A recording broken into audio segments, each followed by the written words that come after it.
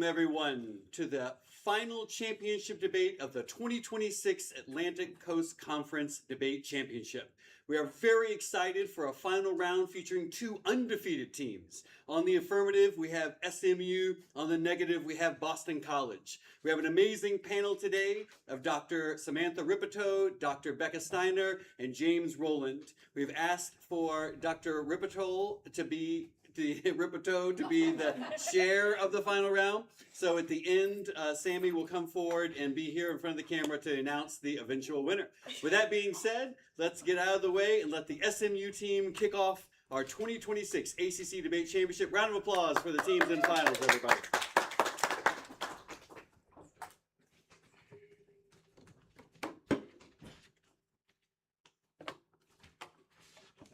Does y'all stand pull out? It's got where's the cap? Yeah. Can I borrow it? Sorry. No, it's okay. I just have a big enough pod. Yeah.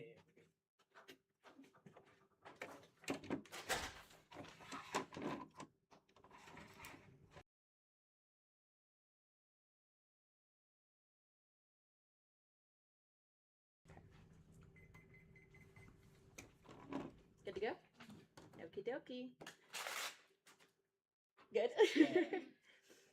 As it stands, rapid advancements in AI are reshaping the global economy by displacing millions of workers, concentrating wealth for technology owners, and undermining traditional pathways to economic stability.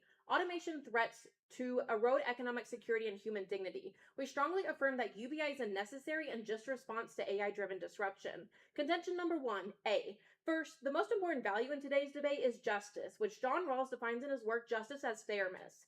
Samuel Freeman writes, justice as fairness is to be a fair and impartial point of view. In our reasoning about fundamental principles, we are to imagine the veil of ignorance. Parties are derived of all of the knowledge of their personal and social circumstances, and we are assigned the task of choosing the conception of justice that best advances their interest.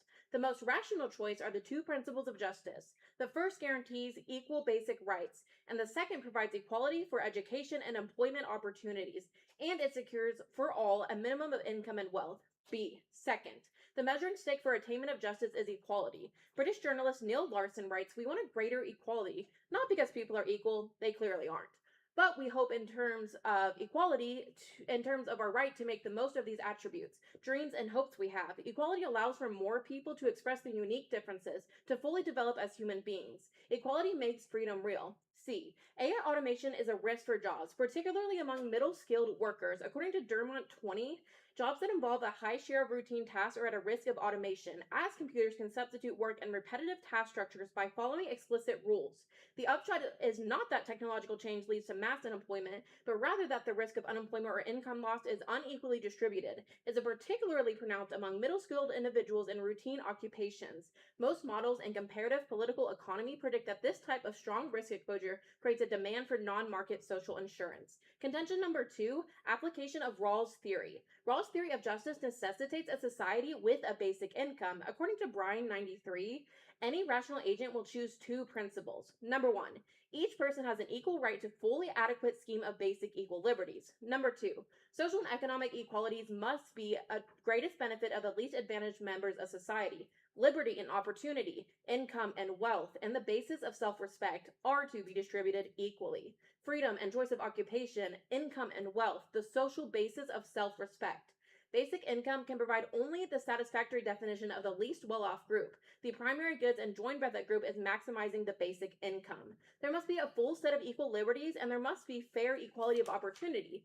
Citizens of similar ability must have the access to the same education and the same chances of getting similar jobs. Equality of opportunity for all jobs and education can be made fair by a universal basic income, allowing everyone to stay in education as long as they wished. Equality of opportunity pertaining to jobs means that there must be a free choice of occupation against a background of diverse opportunities. Free choice of occupation implies that people should not have to work in any job they would not freely choose. The best way to bring this about is to grant basic income to all, sufficiently high to constitute a living wage. People would have the freedom to engage in activities not presently recognized or rewarded by the market. Basic income would guarantee the maximum occupational freedom and opportunity. We start with equality as our baseline. The only way that we can have a minimally presumptuous social welfare policy is to grant an unconditional basic income to all. Maximizing the income of the least well-off becomes an easy task, maximizing the basic income. The market cannot be left to meet the claims of the need. Only basic income could be described as a truly separate arrangement from the market. We can see the wealth part of Rawls' fourth primary good as demanding that citizens get some kind of unconditional income. Self-respect is best, secured by the meaningful notion of equal citizenship, and that basic income helps to make equal citizenship meaningful. This stigma associated with selective welfare measures is damaging to the recipient's self-respect. And a universal basic income is essential to creating freedom and preserving the individual. According to Bassani, 2022, it is necessary to first clarify the concept of alienation. Alienation is not understood in a naturalistic or essentialistic sense. Man's specificity lies in praxis. Those alienated mark the anchor points of capital with respect to the waged labor, have fallen through or undergone the processes of radical evolution, especially in the digital economy. With individuals forced to face the challenge of the market alone, income constitutes the only source of survival for the individual. UBI opposes this function of essential subordination, recognizing the possibility of existing with dignity regardless of obtaining an income within the market. The essential condition for the development of an unconditional freedom allows individuals to more easily challenge power relations. UBI would make it possible to strengthen the individual's decision-making, removing them from absolute exposure to the market, empowering each individual to plan their own existence freely. UBI can encourage forms of conflict oriented towards social justice. UBI rests on the assumption of the market acting as a springboard for choice and institutional imagination. UBI connects all people to the means of sustenance without the necessity of owning the means of production, a guarantee of the right to exist. It frees from the blackmail of work and the obligation to accept any condition in order to obtain the resources necessary for survival. UBI is a condition for self-determination. UBI is the most suitable mechanism in terms of favoring the widest deployment of the freedom of decision-making, a fundamental requirement for unconditional freedom. It opens the way for deconstruction in any absolute order, allowing subjects the freedom to make decisions and take control of their reality. UBI is the most appropriate way to guarantee the decision-making ability of the individual. In short, it empowers individuals to avoid finding themselves in a position of being blindly subjected to the course of history, finding an open space for surplus in which everyone can freely challenge the future. And I'm ready for Crossman, and you are. I guess I'll go over here. Yeah, I'll scoot over a little bit. Thank you. You're good. All right, everybody ready? Okay, so I first want to talk about what exactly you define as what is universal basic income. How much money would individuals get? Two different questions. Do you want a definition of universal basic income, or do you want how much? I guess how much money. How much money would they get? Yeah. Whatever would be necessary to basically live above poverty. So poverty line. Is there any specifics towards that, or just like the poverty line, the amount of money that is? I mean, let's say if you need $60,000 a year to live above the poverty line, give that to people. Okay. And how would that money be funded? Well, two answers to that question. So number one, the question isn't if we can afford UBI, it's whether we can afford mass unemployment without a policy like UBI. The question is justice because of how the resolution is written.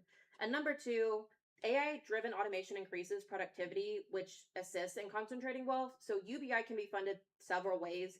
Taxes on AI-driven corporate profit, automation taxes, data monetization, etc. But the point is that AI expands the total economic pie, meaning the taxable base of income expands, but not to waste your time with that. Okay. I think, the question isn't, can we afford UBI? Okay, got it. And so just with the idea of society as that's being the question, what is society in this debate? What is society? Yeah, do we have a definition of what society is in this debate? I mean, I would consider it to be the world. So, society should. Okay, we as humans should. Got it. So the U.S. would be included in that society. The U.S. would be included in that society. Okay. But it's not only the U.S. Yes. Just wanted to make sure. Yep. So you bring up Rawls' definition of justice. Yep. Could you explain why Rawls' definition would fit universal basic income? Sure. So I would advocate that the most important value in today's debate is justice. When it comes to how it relates to universal basic income, it becomes the question of equality, universal basic, what are we doing? And as I've cited, AI automation is a risk for jobs, particularly in middle skilled workers. So if we apply it, it means that what is the question of justice? What should we do in a just society? We see that the theory of justice necessitates a society with UBI. Okay. And because the important part is like greater equality is important, and that's what's most important for justice. So that's why we should do it, right? Yeah, the measuring stick for attainment of justice is equality. Got it. Great, thank you. The next part, so you talk about how AI automation is putting jobs at risk. Mhm. So you bring up this idea of unemployment being undistributed.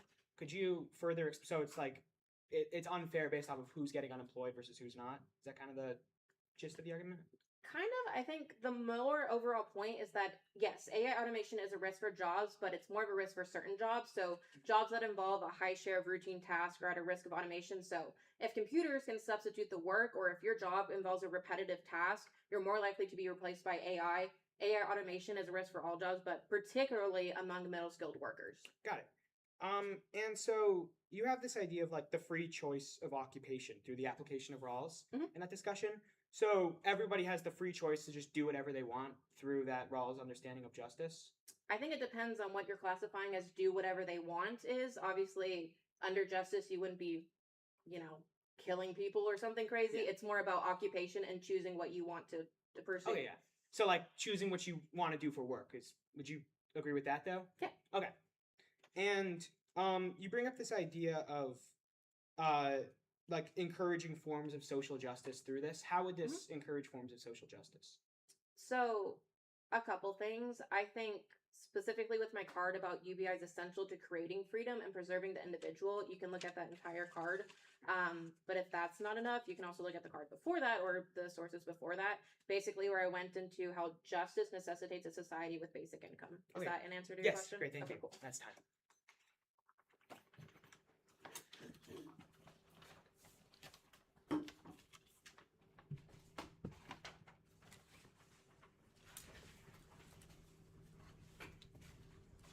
Anyone not ready? Okay. Start on my first word. In 3, 2, 1. In this first negative speech, I will present four objections to implementing a UBI. First, UBI is in search of a problem that doesn't exist. Job displacement by AI is hyped up and in fact not even a problem. A January 7th report by Oxford Economics noted that job loss due to AI in 2025 represented only 4.5% of total job losses. To illustrate how insignificant this is, Oxford Economics stated that in a typical month, 1.5 to 1.8 million jobs are lost for reasons other than AI. Oxford Economics said it doubts unemployment rates will be pushed materially higher by AI within the next few years. Another research report released by Gartner in February 3rd pointed out that companies in 2027 will begin rehiring 50% of workers who they laid off because AI capabilities don't match AI's promises.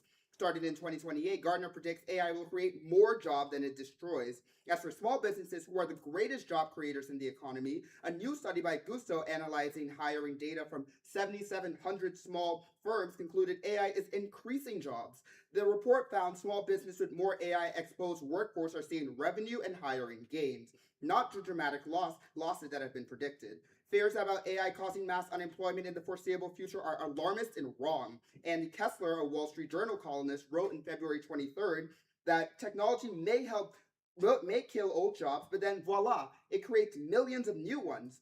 Kessler argued, quote, to ignore AI hysterics and mass unemployment claims. They're ignorant, nearsighted snapshots.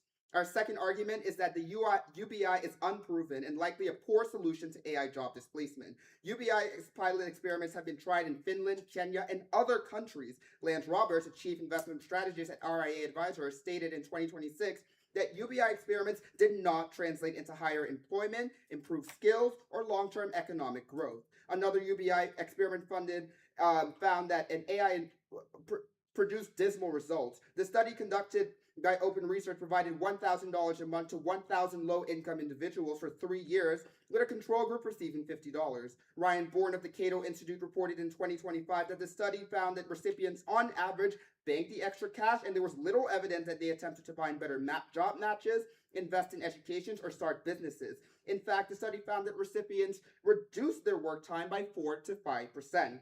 Our third argument is that by implementing a UBI, it will destroy the economy. Cynthia Eslan, an NYU law professor, noted in 2019 that for a UBI to have any success in solving for job displacement, the UBI would need to provide recipients with at least $1,000 in cash payment.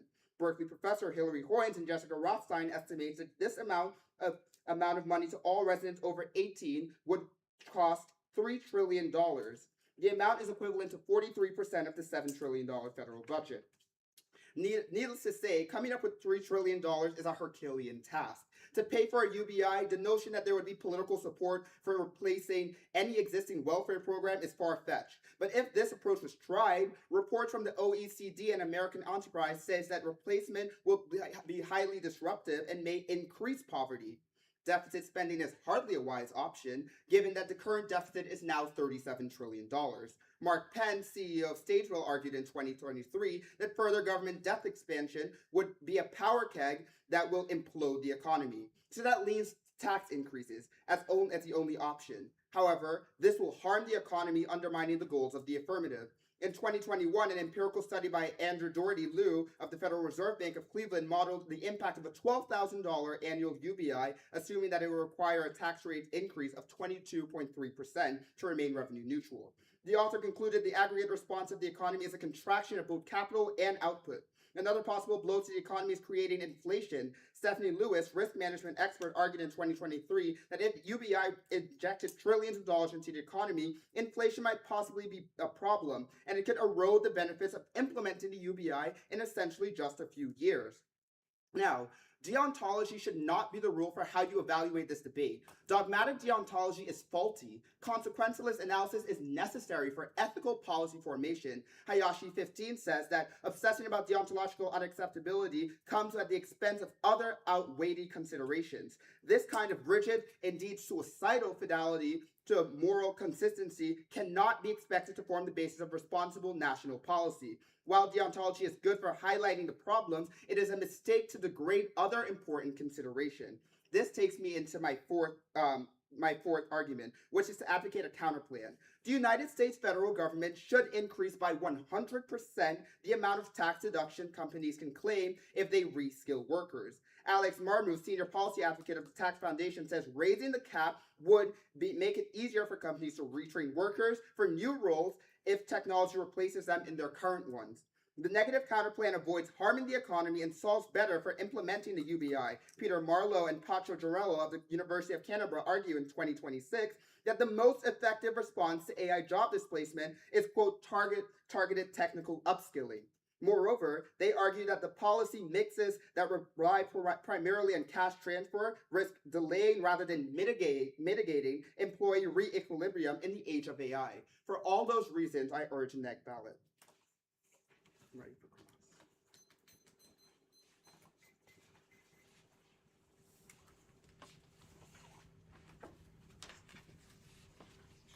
You're good. Sorry. No, you're okay. You can stay here. No, it's just taking this thing down. Yeah, you're good. Okay. Good to go? Yeah. Okay. Starting now. So, would you agree that large-scale AA automation will displace workers? What we're saying is that we do see displacement, but the rate of which displacement is happening is vastly overstated. So when it comes to that, you wouldn't agree that this displacement could happen faster than historical job transitions? AI is happening at a lot of alarming rate that is unprecedented. So that's by historical standards, sure. But what we're saying is in the status quo, if you looked at our evidence from the my first argument, we see that in the scope of the job makeup now, it is not the alarmist issue in which you make it out to be. Sure. So Forbes yesterday cited that within 2025 alone, and we're in April, there's been at least 55,000 cuts of jobs due to AI. What's your response there? So my response is, again, what I said in the first speech. Job displacement from AI represents 4.5% of the job displacement that happens on a monthly basis. We told you, Judge, that number is 1.5 to 1.8 million jobs are lost on a monthly basis. So that's a lot of people, right, losing jobs. That's as opposed to total job loss. That has nothing to do with AI. With a 1.5 to 1.8 million is a job loss excluding AI. So it's not as alarmist as you make it out to be, as we keep reiterating. So what specific jobs could absorb millions of displaced workers from AI automation? First you said it was thousands and now it's millions. I don't understand. Well, it's 55,000 in 2025. So your question is, what can absorb them? Yeah, so like Well, what what we're saying that now is with the advancement of AI, retraining is necessary either for jobs they currently have or for new jobs that AI are creating. We are in a world where AI is moving rapidly fast Sure, and but- transforming. Can I finish or? Go ahead. I mean, I have a It's quick rapidly follow-up. fast, and so it means that these workers need to be reskilled and reskilled, like what you emphasize in with your education point. So your solution of retraining still depends on people having jobs, correct? No, our solution of retraining depends on the people who are employing them to either transition these people into new roles as AI continues to adopt, or also to provide mechanisms that would alleviate the disruption. Sure. So theoretically, what happens to consumer demand if large portions of the population lose income? Well, again, that is so. We would argue that that would be catastrophic. But Right. but what again? As we keep reiterating, the rate of displacement from job loss, which you haven't like disagreed with it, or maybe you'll disagree in the Yeah, first we place, got another speaker is study. no, yeah, that's true. As it currently stands, we tell you the job loss from AI is minimal. It's 4.5%, and so you're trying to use a bulldozer strategy, which we argue is ineffective and more detrimental for an issue that is not warranted. Does not But warrant that. You would agree that if demand drops, that all businesses and economic growth would suffer, correct? Demand, what do you mean? Consumer demand. Consumer demand fluctuates constantly in the status quo, Okay. as we see with the current war in Iran. So I would argue that how you would have to look more on long-term studies to see how AI is impacting that rather than looking at just one small blip in consumer demand. Okay, and so when it comes to just AI increasing productivity and wealth, as it's been widely cited to do, and the kind of the reason that these companies are using it, do you agree that society will have more total resources because of AI increasing productivity and wealth? Do we agree that that AI will create more resources? Yeah.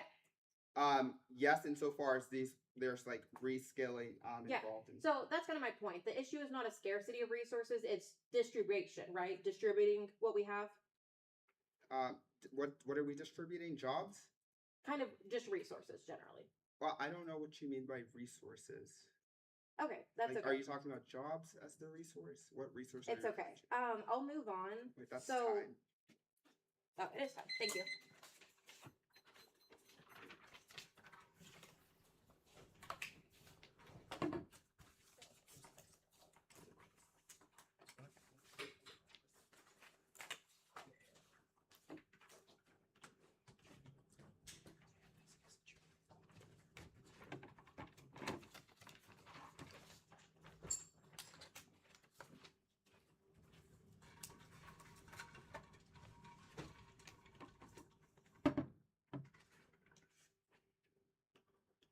Okay, are we all ready?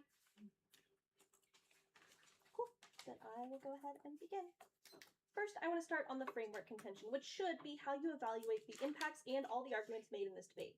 We think that because the resolution is not country specific and isn't grounded in the ethical question of justice or what society should do, feasibility of implementing such a system is not a factor in this debate and is not a factor and should not factor into your ballot. The question of this debate is only whether or not such a system should be implemented in the most ideal conception of society. Additionally, the use of the language in the resolution in response to large-scale AI automation assumes a priori that job loss is an issue in the status quo and is something that must be addressed. And I'll get to this further down in the case, but their authors also assume this to be true. But moving on to sort of their idea of their sort of framework that they buried in the middle of their case here, they talk about how deontology is a bad way to evaluate impacts. And they say you should evaluate using consequentialism. We've provided you with a specific set of consequences that will arise from the implementation of UBI that they simply have not grappled with in any of their evidence or with any of their arguments. We cite specifically that that a UBI to a large enough scale would create freedom from the market system and provide freedom of choice for people to work or not work, to pursue their passions, to pursue education, which they agree is important in reskilling workers, and would allow people to be free from the coercion that work provides for people's survival. All of these are specific, measurable consequences that arise from doing a UBI of a specific level and the level that the AF defends. So regardless, you're going to prefer AF on framework. But moving on to their case proper, since they didn't really address our case at all, I'll start up at the top. They say the problem doesn't exist. They talk about how job loss in 2025 was only a small percentage of the total job loss of like that year. This evidence, first of all, is descriptive. It is not prescriptive. We provided you a piece of prescriptive evidence that talks about what is going to happen in the future as AI becomes more beneficial. And further, their authors continue to agree that AI job loss and AI automation is a problem, which I'll get to a little bit later. Next, they talk about how UBI pilot programs have been unsuccessful. However, these aren't in the context of generative AI. They aren't actually in the context of the world that we live in. Most of them were done pre-2010, which means they don't actually apply to our current economic situation and don't actually consider the realities of work and living in the year 2026. Next, the specific piece of evidence that I want to draw your attention to is this Lance Roberts piece. They use this to talk about how UBI is completely ineffective and it's not actually going to create any measurable change for people when it's implemented. First of all, this guy, Lance Roberts, he's an investment bro and a finance grifter. He's not a scholar. He has no real form of education, which means you should weigh this evidence you should give this evidence a big piece of salt when you're evaluating it. Additionally, this article only cites stimulus checks, again, out of context of what's happening in the status quo. It's a totally different situation. When people were receiving stimulus checks, they didn't have to pay for things like gas or transportation because no one was leaving their houses, which meant there was inflation in other types of goods. When people are leaving and working, they're able to use UBI to fund actual lifestyle needs, transportation, food, shelter, etc. Additionally, he's an advocate for the status quo market, which is the thing that the affirmative is working to avoid. We're trying to create a world where people aren't beholden to the market or to the whims of the market to survive. Additionally, he says in that very same article, quote, without structural policy interventions, technological displacement risks widening income inequality. He's an advocate for a structural policy change. The AF is a structural policy change, and as I'll get to, the counterplan simply is not. Their evidence concedes that we have to create a structural change. Moving on, they talk about how it's going to cost a lot, which at the end of this debate, doesn't matter. Anything is going to cost a lot if you want to create measurable change. We think the benefits of freedom from the market and freedom of choice outweigh any sort of measurable monetary benefit and are preferable, particularly in a world where we're looking at both justice and consequences. Next, they talk about this tax study where they talk about how increasing taxes would decrease output and decrease productivity. However, even if that's the case, AI is already increasing output and increasing productivity, which at worst would balance out even if we were to tax the makers and the producers of AI. Moving on to this counterplan. Number one on the counterplan, this is not mutually exclusive with the advocacy of the affirmative. You can both implement a large-scale UBI and also have a tax subsidy or a sort of tax restriction for big companies to reskill workers. Additionally, reskilling workers is far easier in the world of the affirmative because people have the amount of income that they need to survive, so they can reskill in fields that are things they're passionate about and things that are actually useful to them in their lives. They're not forced to reskill to whatever their company wants them to reskill or whatever field their company wants to send them into next. Thus, the counterplan is both non-mutually exclusive with the AF and also ineffective. But what you also have to consider is that they are 100% reliant on solvency for the counterplan on companies not wanting to get rid of people and instead choosing to spend money, time, effort to reskill them. I don't know about you, but I've seen no evidence that big companies are actually interested in doing this, and that it would actually be more beneficial to their bottom lines than just cutting these workers and automating and increasing production. At the end of the day, the only way to access the impacts of the counterplan is through the education that the affirmative provides, which is why you're going to split affirmative at the end of this debate. I am good for cross. Sorry. Okay, Alright, I guess time to fire my first word. Ready? Yeah. Everyone's ready. Starting 3, 2, 1. First. So I want to go to this structural policy change that you're talking about. So, but in the beginning of your speech, you said that how we think that since the resolution is not country specific, then feasibility is not an issue. If feasibility is not an issue, how is the app providing structural change? If you don't have to worry about how feasible it is these things are going to occur. Sure, so when we're looking at the conception of an ideal society in comparison to the status quo we live in, it would be a large-scale structural change to implement a basic income that is a livable stipend for everyone. So in comparison to the world that we live in, our conception of an ideal society is structurally different. So it's structurally different, and you're using monetary means to evaluate this new structure? we can both evaluate it through monetary means, but we think the better way to evaluate it is through whether or not it attains Rawls' vision of Okay. justice through equality. Okay, so first going on to the first part, you said we could both evaluate through monetary means and other means that you'd like. But you just said that how in your speech you also said that how monetarily we should not look at the counterplans in terms of monetary gains. We should not look at the counterplan through monetary gains. So why is it the case that we can evaluate the app world in terms of monetary gains, but when the neg presents a counterplan, we can't evaluate that same counterplan through monetary gains? Could you walk me through So that? the issue with the counterplan is that it doesn't actually resolve anything because it's reliant on companies making choices that benefit people instead of their bottom So line. you're arguing that it's just that there's no monetary gains. That's why you don't use that. Right, it doesn't solve anything. Okay, that makes sense to me. Moving on to this prescriptive. Oh yeah, this prescriptive evidence. You're saying that how basically our UBIs are before the AI boom and before everything's happening, and you shouldn't really evaluate the context there, right? Right, That's the first thing you said. Yeah, they're not good measures of what UBI would But actually. then, so if that's not, so you would rather, so you're saying that how because AI is so new. So what's the difference between that and your prescriptive, which is also based on future data that we don't know yet? Like, I don't understand why it's the case that we can't evaluate UBI based on the historical precedence of them, but we could somehow evaluate the job displacement that is caused by UI in future means when we haven't seen those future means as yet. Right, so we are seeing AI automation decrease the amount of jobs and sort of take out jobs in the status quo. But you're extrapolating that. You extrapolated that to massive alarmist claims, which we mentioned before. But you're saying we can't do that same extrapolation through tangible claims, which we've seen in the past. Sure, it's different to extrapolate job loss happening now getting bigger as technology improves, and extrapolating a study from 2008 of like 2,000 participants to be like this massive expensive problem. There's two things I would say to my question is that first, our studies from 2010 and in that same 2016 also, in those studies we see that there's we see like I'm just a little confused because you talk about progress and you say technology is allowed to progress and we could model how that progress is occurring, but we can't model that progress based on where technology was before. Like, I don't, yeah. Right, your studies don't factor in the context of generative AI because generative AI did not exist when those studies were created. But surely the technologies that led to generative AI did exist.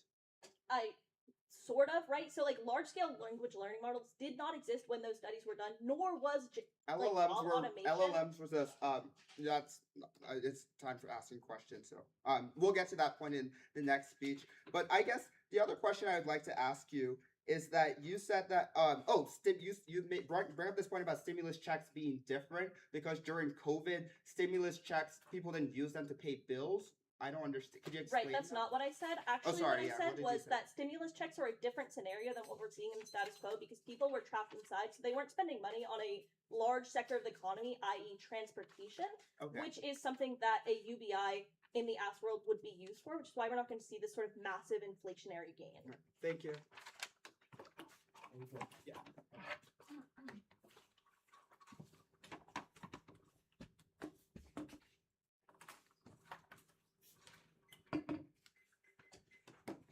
Alrighty, so for a bit of a roadmap for my speaking plan, I'm going to start with discussing about Rawls, then we're going to get into a bit of the framing, then we're going to move to the econ disad, and then econ disad, the counter plan, and then on case. Is everybody ready?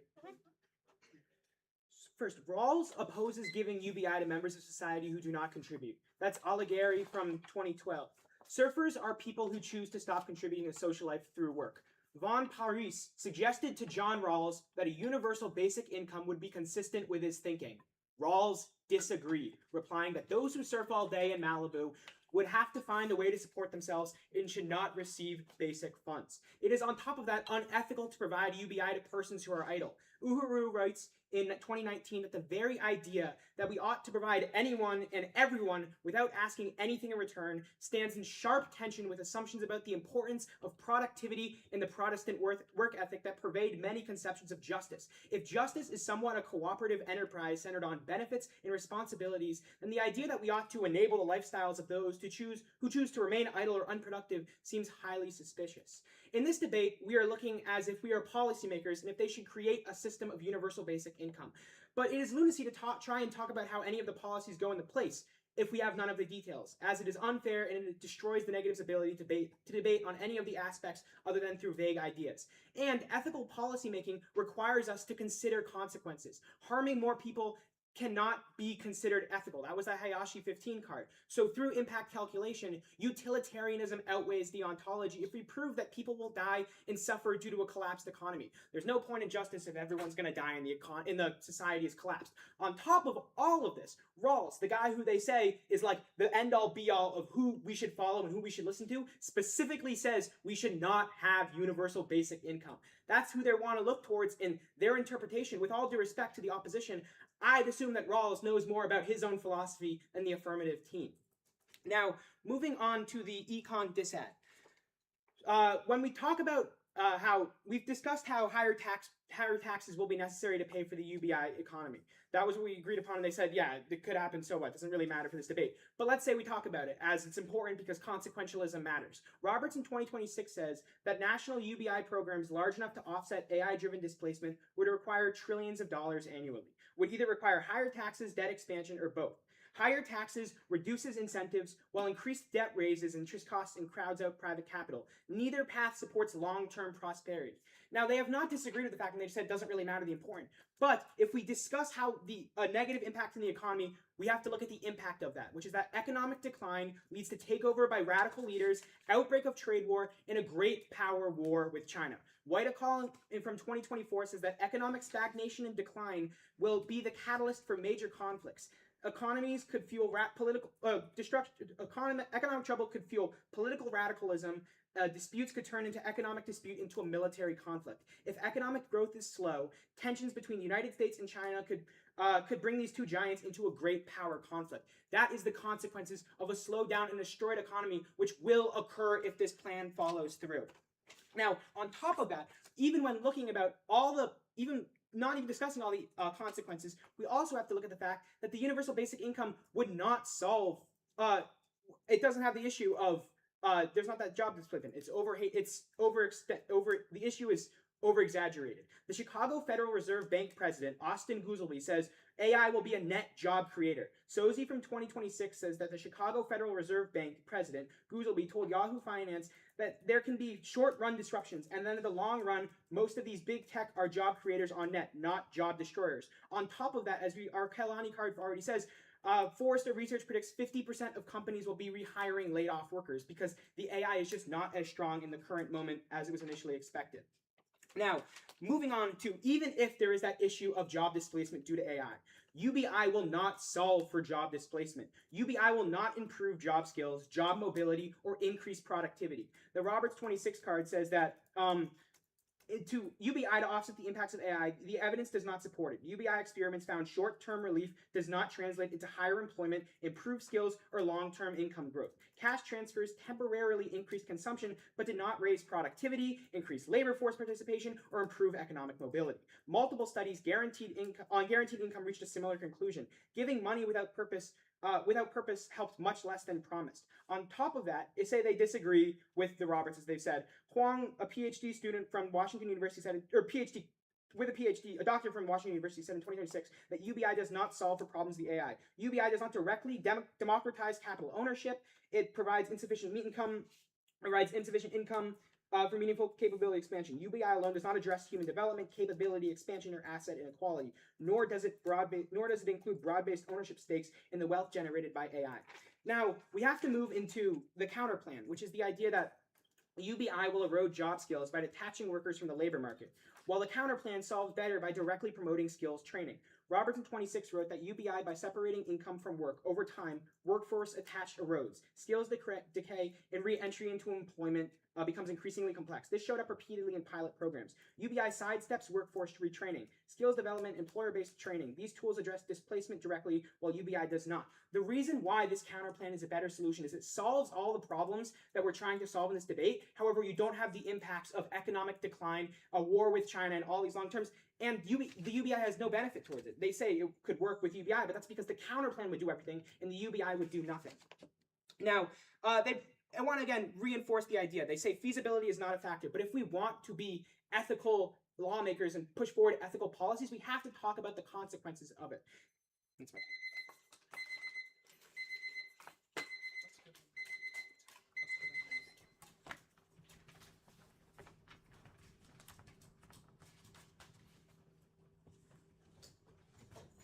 Okay, you good? Yeah. Cool. So, I guess I'll start on sort of this framework contention. Why should we value the quote Protestant work ethic in our ethical framework? That was just one idea. So we talked about how there's this the importance of a work ethic pervades most conceptions of justice. If justice is this cooperative enterprise centered on benefits and responsibilities, Okay. and the idea that we ought to enable a Yeah. lifestyle. Why is human worth tied to our production level?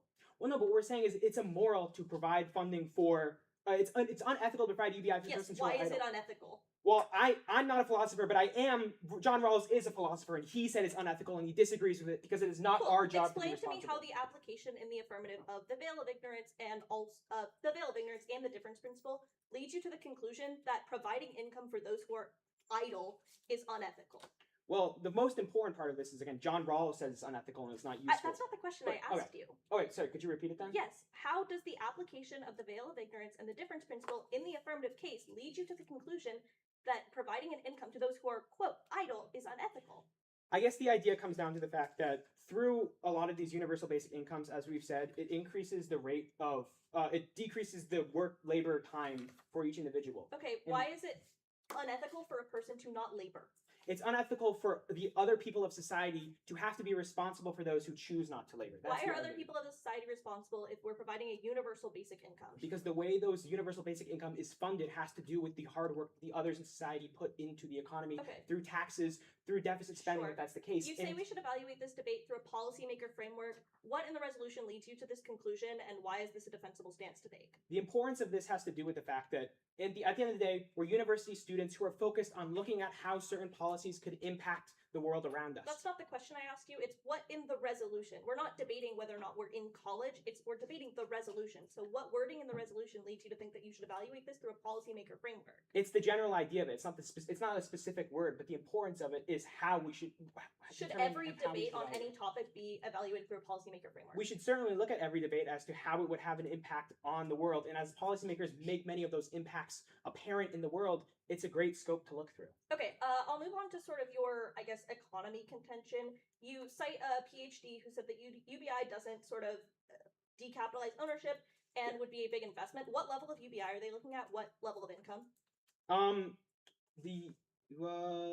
There wasn't a specific aspect of it, but we can talk about how. Sorry, would you repeat the first part of it? Yeah, so you talk about how sort of like UBI is too big of an investment to outweigh the costs. What is the level of UBI? Because the stipend people are getting matters in that case. Okay, well, so in this discussion, this was in response to the Cynthia Strun card.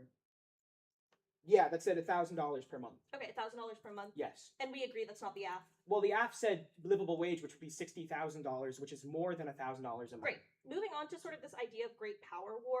Our economy is in decline right now. Why hasn't China nuked us? The point is that it would drastically significant the economy, and if we discuss this, we can talk about how the economy isn't in total free fall. As there's cards that the job market has increased, the unemployment rate has unemployment rate has decreased. Many of the stocks are at all-time highs, Sure. and so yeah. Right, okay. So the AF is not defending a United States policy. We're defending a societal change, which also would affect China, a member of society. Why would they attack us if their, as you say, economy is going to be in free fall and everyone's going to die? Well, because of the fact that the economy, a destruction of the economy leads to political instability. And so if it's politically unstable, that leads to radical leaders, outbreaks of trade wars. Okay, we've had periods of economic decline in the past. Why hasn't China attacked us in recent years? Not as this significantly because it wouldn't cost trillions What's of the- dollars. okay, The I guess that's taxes fine. would increase it. Good job.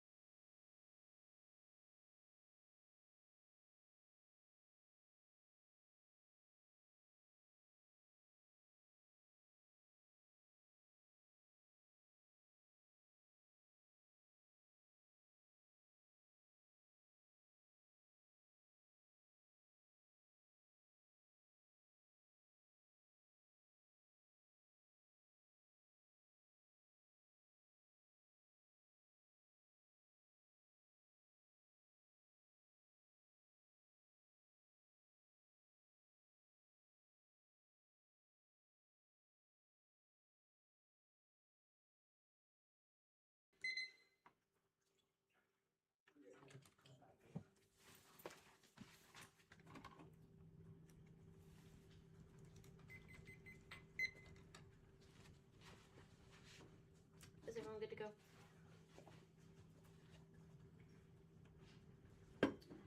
The order is going to be pretty much our case, their case. We'll go around. All right. Number one, starting off with this idea about Rawls disagreeing with UBI. Here's what they are saying. Value a Protestant work ethic. Whether or not Rawls said that, we are applying a framework in a specific way, the veil of ignorance. Let's be honest about what the neg just said. They're not making a Rawlsian argument. They're making a Protestant work ethic argument dressed up in his language. The Protestant work ethic is the idea that work has inherent moral value. They have no ethical defense of this outside of people should produce capital. The people who don't work are somehow less deserving, less dignified, less worthy of support. That's not Rawls. That's not justice. That is a cultural and religious value system being smuggled into a philosophical framework that ethically rejects it. Rawls does not say people must work to deserve basic goods. Rawls says that behind a veil of ignorance, not knowing whether you could be born wealthy or poor, able-bodied or disabled, in a thriving economy or a collapsing one, rational agents would choose a system that maximizes the minimum position. Nobody behind the veil of ignorance would choose a system that conditions survival on labor market participation. Because behind that veil, you might be the person who can't find work because of AI through no fault of your own. The Bryan thesis argues explicitly that basic income is the only policy providing what Rawls calls a genuine separate arrangement from the market. Only UBI treats people as equal citizens regardless of their economic productivity. Rawls identifies self-respect as the most important primary good. A system that tells unemployed people that they do not deserve support because they are not working actively destroys that self-respect. This is anti-Rawlsian by Rawls' own standards.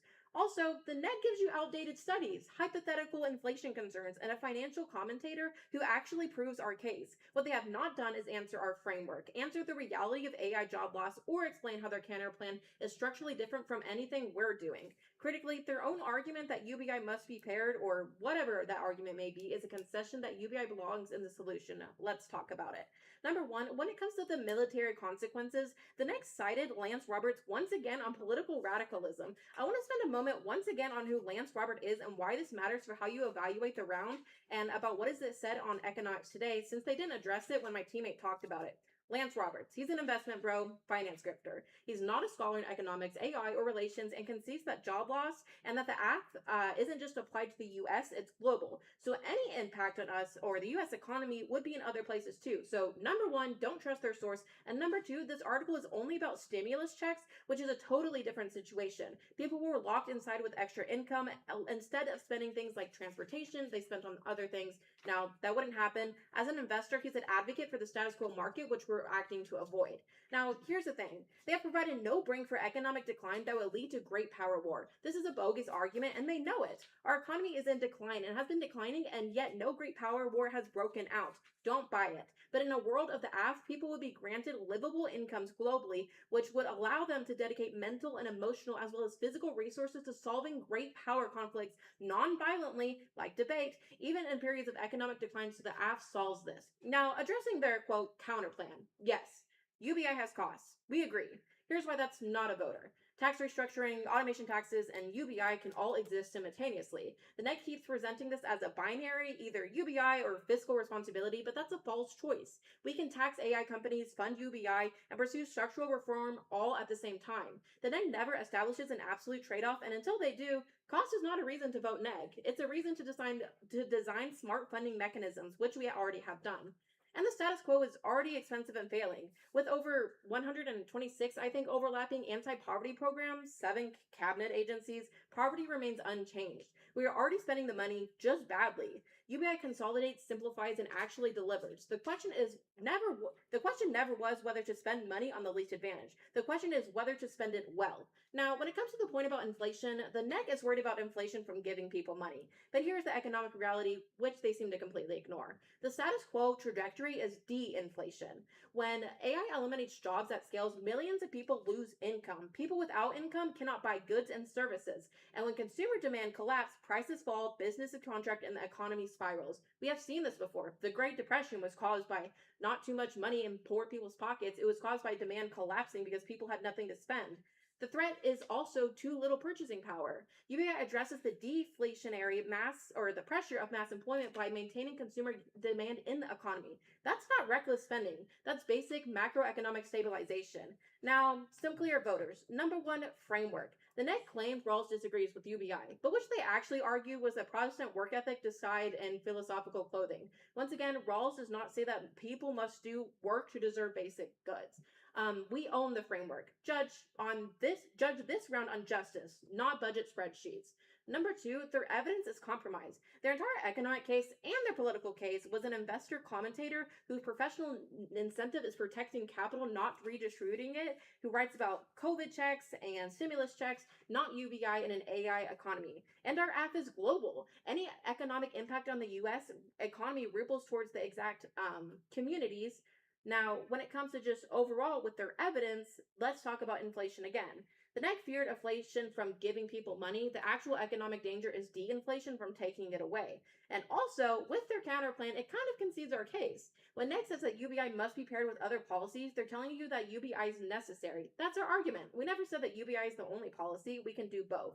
So, final framing, behind Rawls' veil of ignorance, not knowing whether or not you would be born poor or rich or a displaced middle school worker with no money and no prospects like we talked about, you would not choose a system that tells people to refrain from jobs that are disappearing. The choice is clear. Vote AF.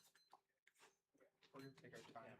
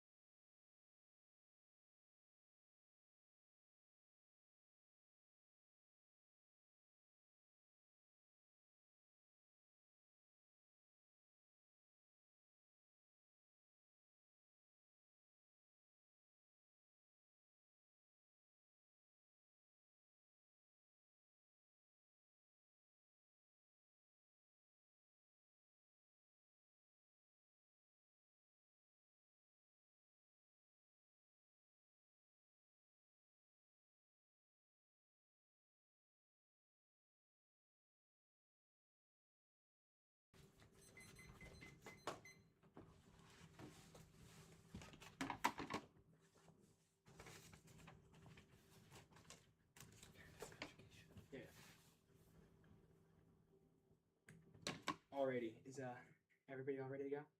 Sweet.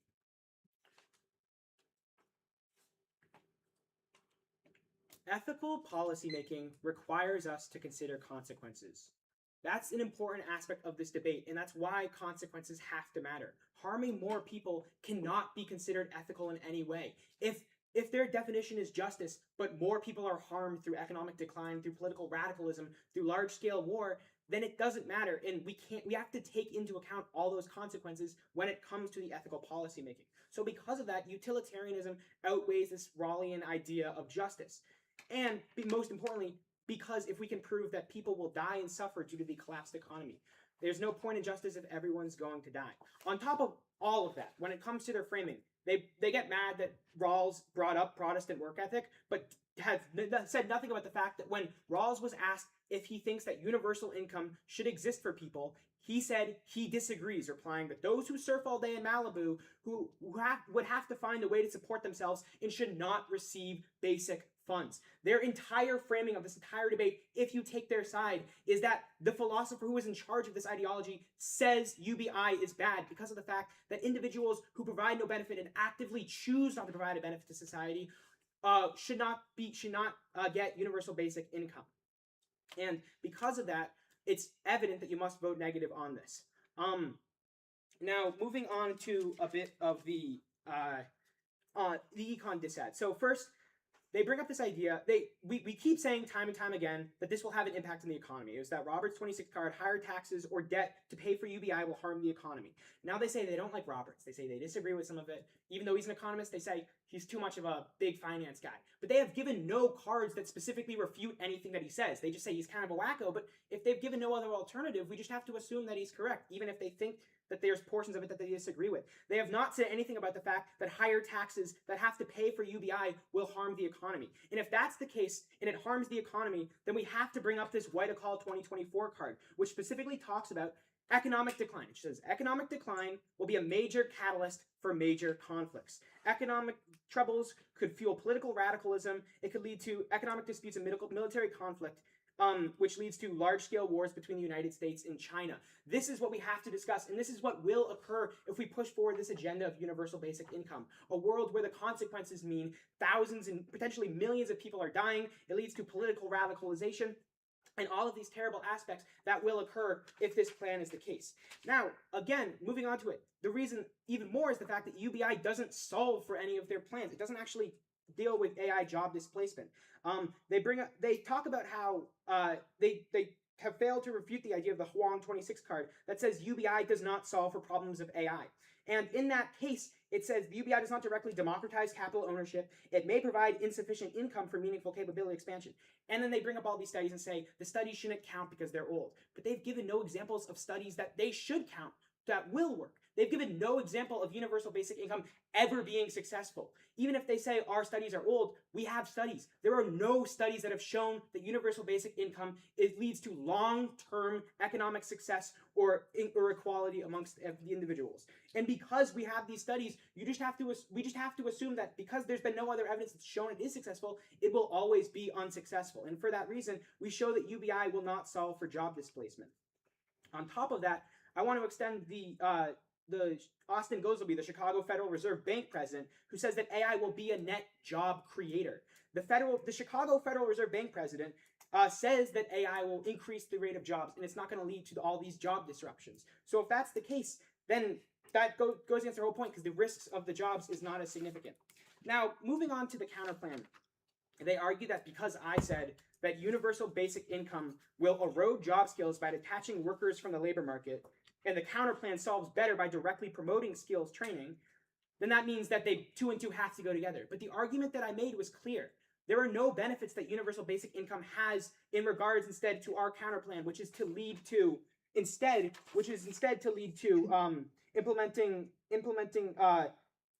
100% the amount of tax deduction companies can claim if they reskill workers. That would be all the benefits of the idea, and that's what would be successful, as it would allow individuals to be educated in the matters.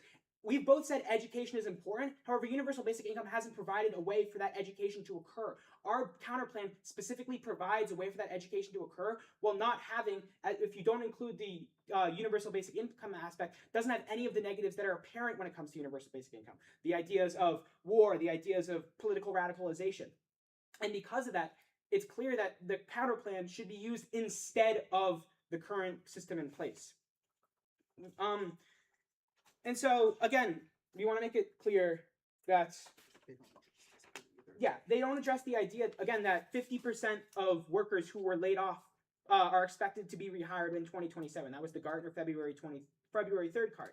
And because of that, we can see a couple main pathways of this debate. The first pathway is that the issues in the scariness of AI job displacement is vastly over-exaggerated. The issues aren't apparent, and people radically overestimated the success that AI will have. Secondly, if they wanted to use universal basic income, it will have no impact on it. The only studies that we have shown that have looked at universal basic impact have not impacted long-term economic stability or job growth. It doesn't work. It costs a ton of money. It costs at a minimum $3 trillion, which will lead to economic decline and global collapse. Framework. So importantly, the framework, we have to make sure that we consider ethical policymaking, that Hayashi card, and through that, we have to consider the consequences of it. Monet.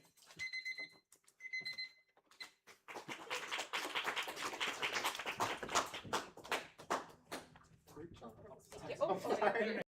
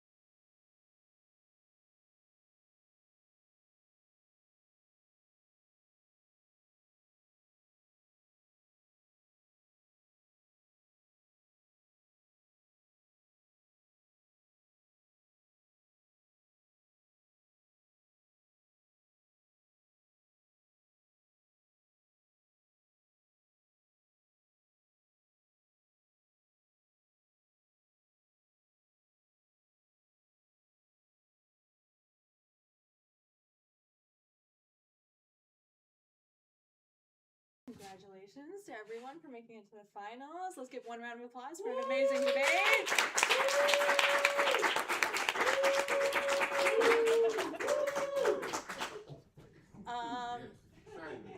I loved that. I loved that. In a 3-0 decision, it is for the affirmative from SMU.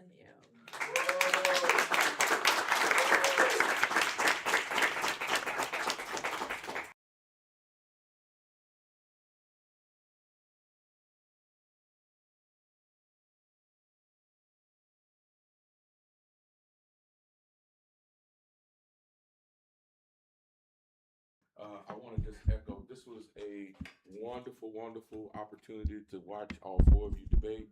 It's a testament to the power of debate. It's a testament to the importance of debate. And all four of you did your institutions proud, did the ACC proud, did this activity proud. So I want to just acknowledge that on the front end.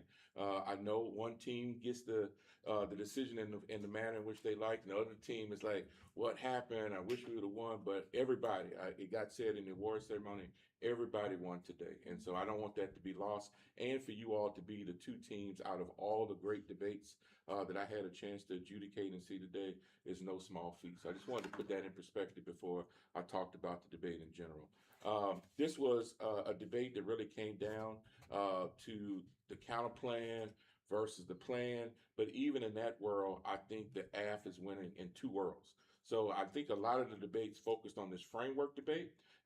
And to me, that was misuse of time because both sides were talking about, should we look at ethics? Should we not look at that? But at the end of the day, you're spending all this time talking about consequentialism, trying to talk about impacts. And so it really didn't matter much, and at least in my decision, that toward the end of the debate. And I think both sides would have been better served allocating their time in other places.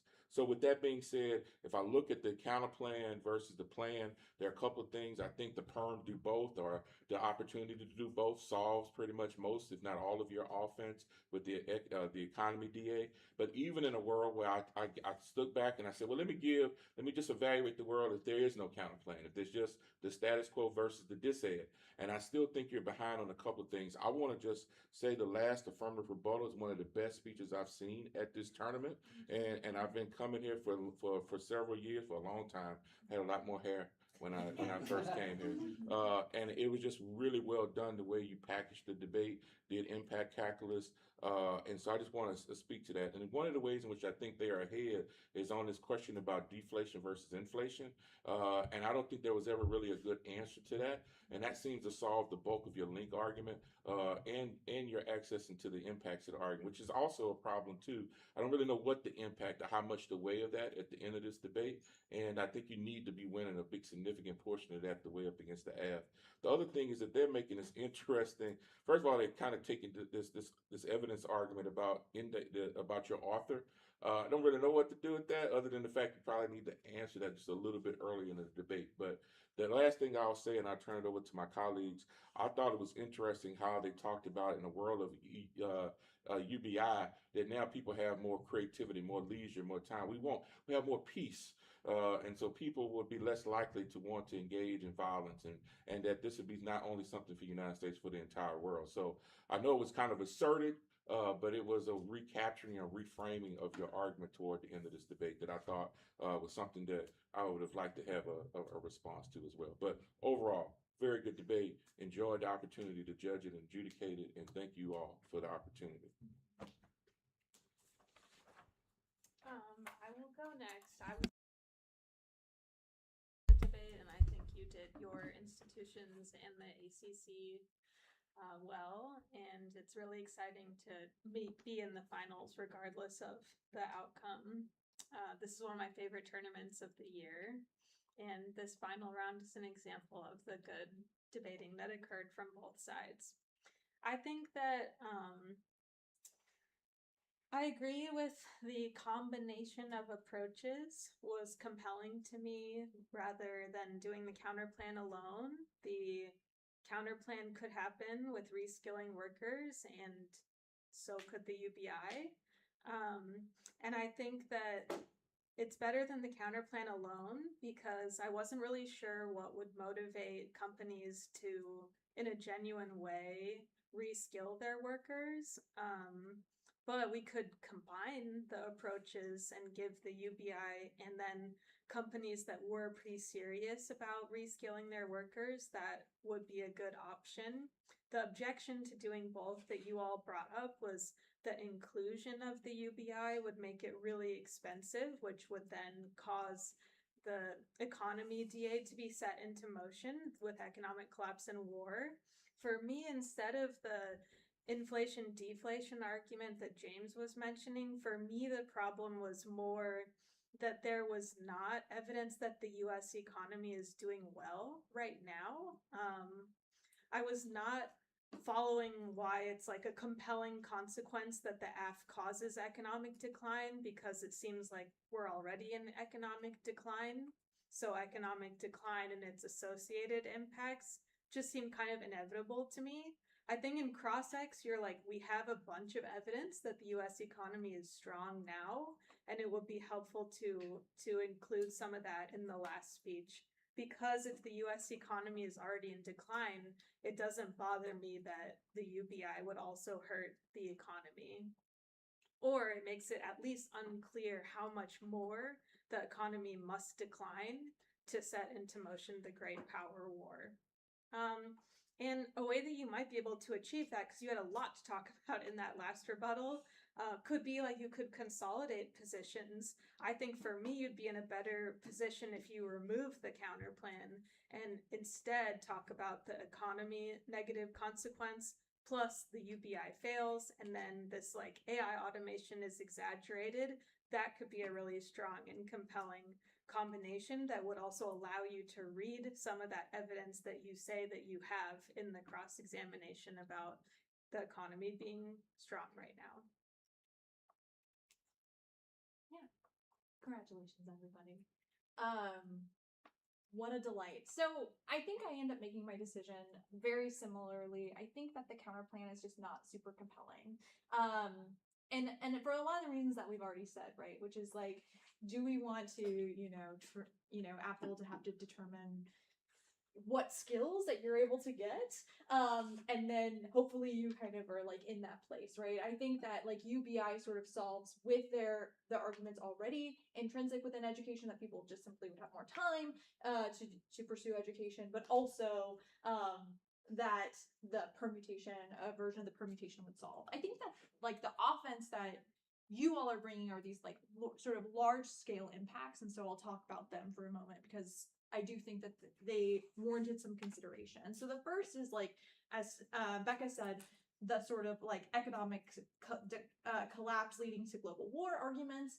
I think that you need to be able to deal with the fact that it's not US centric according to their plan, right? So if that is the case, and like I totally am like, this is like utopian thinking, like I don't know if they should get away with this, but you don't necessarily push back. But when they're saying that everyone's going to do it, right? And so that way the whole economy is restructured, then it's not unique to the United States. So US economic decline doesn't lead necessarily to global war. We need to be able to kind of deal with that characterization.